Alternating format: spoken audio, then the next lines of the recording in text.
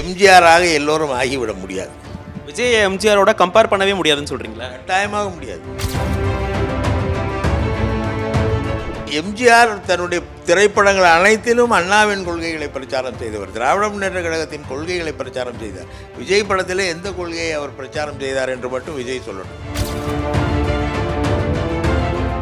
மணப்பெண்ணின் பிரத்யேகமான திருமணம் விவாஹா தி Chennai silks.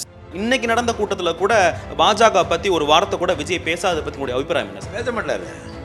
Cinema ஜனநாயகம் இருக்குது. அந்த 41 பேர் கொலை வழக்கு சிபிஐ விசாரணை இருக்குது. எப்படி பேசுவார்? கொலைகார தாவேக்கா என்று நான் சொன்னேன். ஒரு கூட்டம் போடுவதாக சொல்லிவிட்டு 100 பேர் மயங்கி விழக்கூடிய ஒரு சூழ்நிலையை உருவாக்கிவிட்டு 7:30 மணிக்கு வந்து பேசுகிற இந்த விஜயால் தான் அந்த சாவு நடந்தது.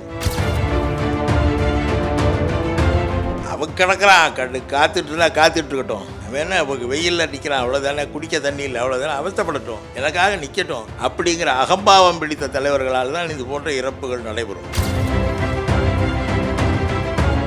ஆட்சியில் பங்கு அப்படிங்கிற ஒரு ஆஃபரை கொடுத்தாரு. ஆனால் இதுவரைக்கும் முக்கியமான கட்சிகள் எதையுமே தாவிக்காவை நோக்கி போகாததுக்கு என்ன காரணம் சார்? பல நடிகர்கள், திரைப்பட நடிகர்கள் கட்சி ஆரம்பித்து என்ன ஆனார்கள் என்பதை தெரிந்து வைத்திருக்கிறார்கள். எனவே அவர்கள் இவரை பற்றி கவலைப்பட மாட்டார்கள். வணக்கம். நம்மிடையே திமுக செய்தி தொடர்பு தலைவர், முன்னாள் நாடாளுமன்ற உறுப்பினர் திருமிகு TKS இளங்கோன் அவர்கள் இருக்காங்க. அவங்கள்ட்ட பேசலாம். சார் வணக்கம். இன்னைக்கு விஜயோட பேச்சு பார்த்துருப்பீங்க. தாவேகா 3ஆம் ஆண்டு தொடக்க விழாவில் பேசியிருக்காரு. திமுகவை வீழ்த்துவதற்கு தாவேகால மட்டும்தான் முடியும் அப்படின்னு சொல்லியிருக்காரு. உங்க கருத்து என்ன? உண்மையிலே இந்த கேள்வி எடப்பாடி பழனிசாமியிடம் கேட்க வேண்டிய கேள்வி. காரணம், அவர் தான் நாங்கள் 210 இடங்களில் வெல்லப் போகிறோம் என்று சொல்லி கொண்டிருக்கிறார். அவருடைய கட்சிக்காரர்கள்லாம் திமுகவை வீட்டுக்கு அனுப்பிவிட்டு நாங்கள் ஆட்சிக்கு வருவோம் என்று சொல்லி கொண்டிருக்கிறார்.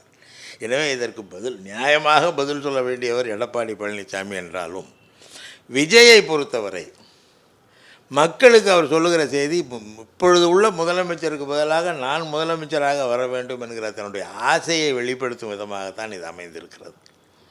அந்த ஆசை நிறைவேறாதுன்னு நினைக்கிறீங்க? ஏன்னா டிவிகேக்கு ஒரு நாள்லேருந்து 20% 30% வாக்குகள் அதிகரிச்சுட்டே இருக்குது அப்படின்னு அதை ஒருத்தர் சொல்கிறாங்க.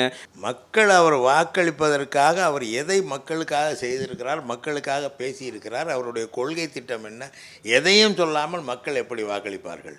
ஏனென்றால் என்னுடைய அரசியல் அனுபவத்தில் ஏறத்தாழ ஒரு 10க்கும் மேற்பட்ட நடிகர் திலகம் சிவாஜி உட்பட்ட நடிகர்கள் தங்களுடைய கட்சி தொடங்கி அவர்கள் யாரும் வெற்றி பெறவில்லை.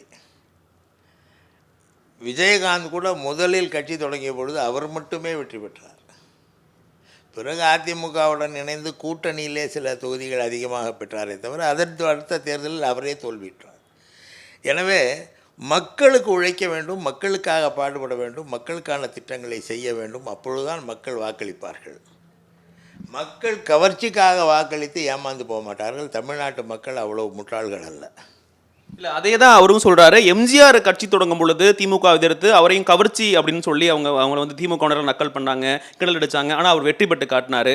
அதே மாதிரி என்னையும் இதே மாதிரி பழைய தகர டப்பாவை கொண்டு வந்து தான் மறுபடியும் பேசுகிறாங்க. இந்த முறை நாங்கள் வெற்றி பெறுவோம்னு சொல்கிறாரே சார். எம்ஜிஆர் 1953 தொடங்கி 72 வரை திராவிட முன்னேற்ற கழகத்தில் ஒரு தலைவராக ஆட்சிக்கு வருவதற்கு முன்னாலேயே திராவிட முன்னேற்ற கழகத்தில் இணைத்து கொண்டு அதன் கொள்கையை அவரும் சொல்லி மக்கள் மனதில் இடம்பெற்றார்.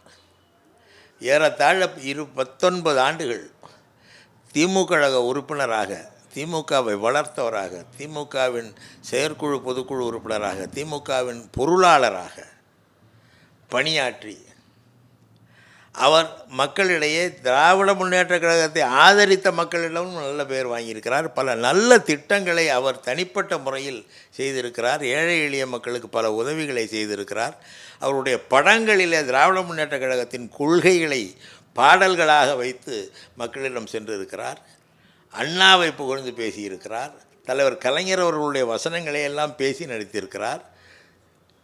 அடிப்படையிலே இந்த இயக்கத்தின் கொள்கைகளை மக்களிடம் கொண்டு சேர்த்ததில் அவருக்கும் ஒரு பங்கு இருக்கிறது என்ற அளவிலே திமுகவோடு இணைந்து பணியாற்றியவர். ஏழை எளிய மக்களுக்கு பல வகையிலும் உதவியவர். இங்கே சென்னையிலே பெரும் மழை வரும்பொழுது இங்கே ரிக்ஷா ஓட்டுகிற தொழிலாளர்கள் அனைவருக்கும் அவர் மழைக்கோட்டு வாங்கி வழங்கி